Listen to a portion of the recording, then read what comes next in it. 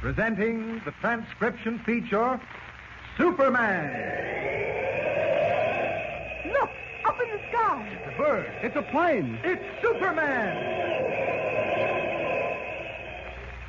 Yes, it's Superman, strange visitor from the planet Krypton, who came to Earth with powers and abilities far beyond those of mortal men. Superman, who can leap tall buildings at a single bound, race a speeding bullet to its target, bend steel in his bare hands, and who, disguised as Clark Kent, mild-mannered reporter for a great metropolitan newspaper, fights a never-ending battle for truth and justice. But before we join Superman, listen. And now to our story. When Lois Lane vanished from the train that was bringing Clark Kent, Jimmy Olsen, and the girl reporter back to Metropolis, Kent suspected foul play. But soon after her mysterious disappearance, she called the Daily Planet office, said she had uncovered the story of the century, and asked editor Perry White to deliver $20,000 to 407 South Street immediately. Puzzled, White ordered a check cashed and proceeded to the address carrying 20 $1,000 bills, leaving Clark Kent at the office to take the story when it was phoned in. 2 hours later, a phone call came through from White. Everything was okay, he said, but he needed another $20,000. Kent protested that Mr. Darwin, the Daily Planet cashier, wouldn't accept his authorization for that much money. White said he would call Darwin directly and ordered Kent to bring the money to 407 South Street. As our story continues today, the elderly cashier has just entered Clark Kent's office, obviously disturbed. I don't quite understand it, Mr. Kent. It's very puzzling. What did Mr. White say when he called you? Simply to issue another check for $20,000, cash it at the bank, and turn the money over to you. He was very explicit about it. Well, you don't have to bother, Mr. Darwin. But you mean I'm not to issue the check? That is exactly what I mean. Mr. Kent, I received definite orders from Mr. White. I know. Just ignore them. Oh, but how can I? I've been with the Daily Planet 20 years, Mr. Kent, and I've never disobeyed an order yet. Well, don't you worry. I'll take full responsibility for this. I'm going down to see Mr. White, and I'll tell him I countermanded the order. Oh, you know where he is? Yes, at 407 South Street. Miss Lane is with him. Oh, I see. Hadn't you better take the money with you, Mr. Kent? No, he really doesn't need it. Doesn't need it? No. Strange. Over the telephone, Mr. White said it was imperative he had the money immediately. Don't you worry about it, Mr. Darwin. I'll explain everything to Mr. White. I don't know, Mr. Kent. Is there any way of reaching Mr. White by phone? No, I'm afraid there isn't. But I'll be seeing him shortly, and I promise you I'll straighten everything out. I hope so, Mr. Kent. I wouldn't want Mr. White to think I had deliberately disobeyed him. Well, he won't. Now, I've got to go now. You'll be sure to explain my position to Mr. White. Absolutely.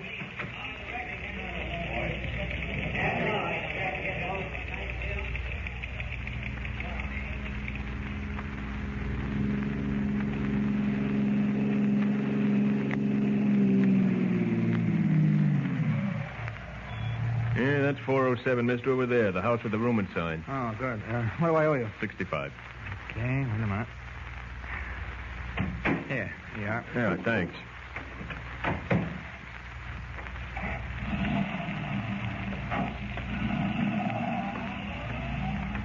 Now, let's see what we have here. Rooms for rent, day a week. That's a strange place to uncover the story of the century. Well, let's see. No name on the bell. Probably doesn't even ring. Surprise, it does ring. And someone's coming to answer it. A woman. How do you do? I have an appointment here with Mr. White. Oh, yes, come in, please. Thank you. You're Mr. Kent, aren't you? That's right. Won't you step into the parlor? Mr. White should be back any minute now. Oh, you mean he isn't here? No, but he'll be back shortly. He told me to ask you to wait. Oh, I see. Is Miss Lane here? Miss Lane? Yes. Oh, you mean the young lady from the newspaper? That's right. She's with Mr. White. Just have a seat and make yourself comfortable. Thank you. You'll find some magazines on the table. If you'll excuse me, I have a pie in the oven. Oh, that's all right. Go right ahead. I'm sure Mr. White won't be long. Thank you. Yeah, this is getting stranger by the moment. What sort of a place this is? Looks like a theatrical rooming house. Those signed pictures of actors and actresses on the wall. Great Scott. There's a telephone. Information told me there was no phone listed for this address. Oh, well, maybe it's disconnected. Oh, it certainly is not. Maybe I'd better answer it. I thought I heard the telephone. Hello? Mrs. Walsh? Is Mr. Kent there? Just a moment. It's for you. I think it's Mr. White. Oh, thank you. Hello? Kent? Harry White. Well, where are you? I had to go out for a while. You got the money? Why, no, Oh, why not? Where is it? Well, you see, Mr. White, I thought... Now, wait a minute. Look here, Kent. When I give an order, I expect it to be carried out. Yes, I know, but... I called Darwin, and I told him... I know, Mr. White. Darwin wanted to give me the money, but I thought Now, that wait a minute. I'll do all the thinking. I need that money, and I need it immediately. Well, I just I'll thought get that... back to the office. Tell Darwin to cash the check and send it over. All right, I'll bring it myself. No, you won't. You stay at the office. But, This is going to break soon. well, who'll I send it with? Jimmy Olsen. Oh, now, wait a minute, Mr. White. I don't want Jimmy carrying $20,000 in cash. Well, all right. Tell Darwin to bring it over. If I'm not there when he arrives, instruct him to give it to Mrs. Walsh. Who? Mrs. Walsh, the landlady. Oh, She answered the phone. yeah, okay. Now, Kent, don't you waste any time.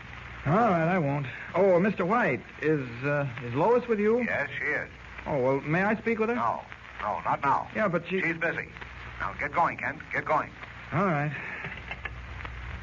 Oh, Mrs. Walsh, Yes? may I see you a moment? Oh, are you leaving, Mr. Kent? Yes, it won't be necessary for me to wait for Mr. White. I see. An elderly gentleman will be delivering a package here within the hour. If Mr. White hasn't returned, will you please accept it? Yes, of course. Thank you very much. I'll open the door. Well, There. well, goodbye. Goodbye, Mr. Kent.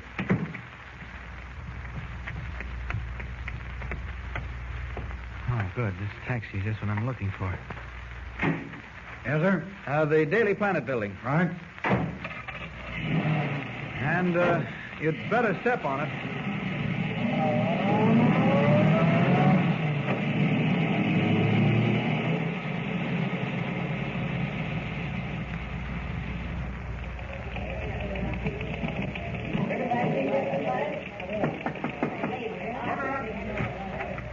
Oh, come in, Mr. Darwin.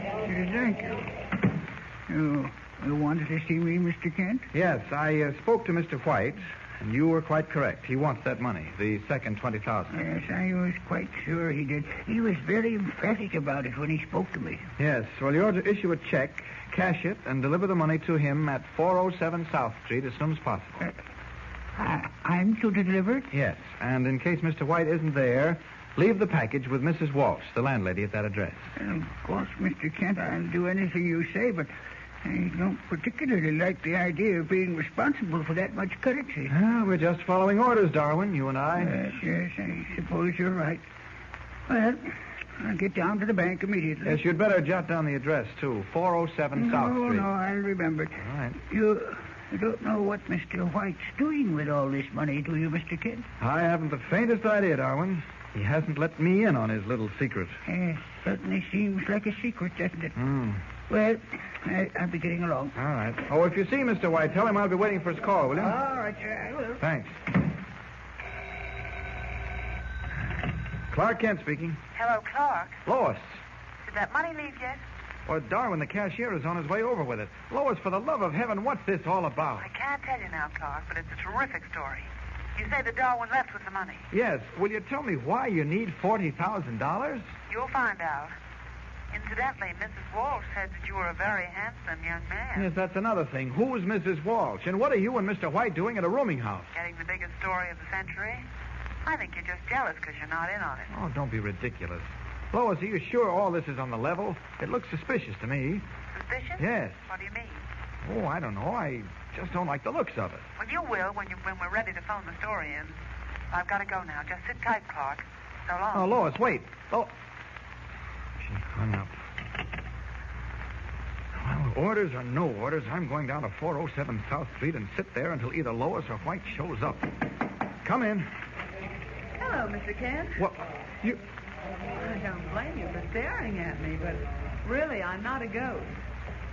Lois. I wanted to speak to you before seeing Mr. White. Now, wait a minute. I just talked to you over the phone just a second ago. You what? I talked to you over the phone. No, not me. I haven't been near a phone for 24 hours. You mean to say you didn't call this morning and ask for $20,000? Are you crazy? Oh, I'm beginning to think so. Yeah. Where have you been all this time? Well, it's a long, strange story. Now, wait, before you tell it to me, let's get a few things straightened out. Did you or didn't you call here last night, this morning, and less than a minute ago? I told you, Clark. I haven't been near a phone. Yeah, all right. Weren't you at 407 South Street? Where? 407 South Street, a rooming house. Never heard of the place. Weren't you with Mr. White? Of course not. Hey, Clark, have you lost your mind? Lois, I think I have. I think I'm stark raving mad. Well, we can't blame Clark Kent very much for thinking he's lost his mind. Strange things are happening in this baffling mystery. Why do Lois and Mr. White want $40,000? And what is the answer to this very strange puzzle? Don't miss the next revealing episode. Tune in and follow the baffling story with Superman. Don't forget, tune in again for the next thrilling episode with Superman. Look, up in the sky. It's a bird. It's a plane. It's Superman. Superman is a copyrighted feature appearing in Action Comics magazine. Well, welcome back. Well, this is certainly very, very curious. I think maybe one of the clues that I've caught in unraveling it is that they mention this boarding house being a theatrical place. So it could be actors and actresses calling in, impersonating Perry White and Lois Lane. Of course, then the question is, why are they doing this? And how did they figure out how to do their voices? We still got a lot of questions to answer, and we only have a little bit more to go in this particular serial. So you'll want to be sure and join us next week.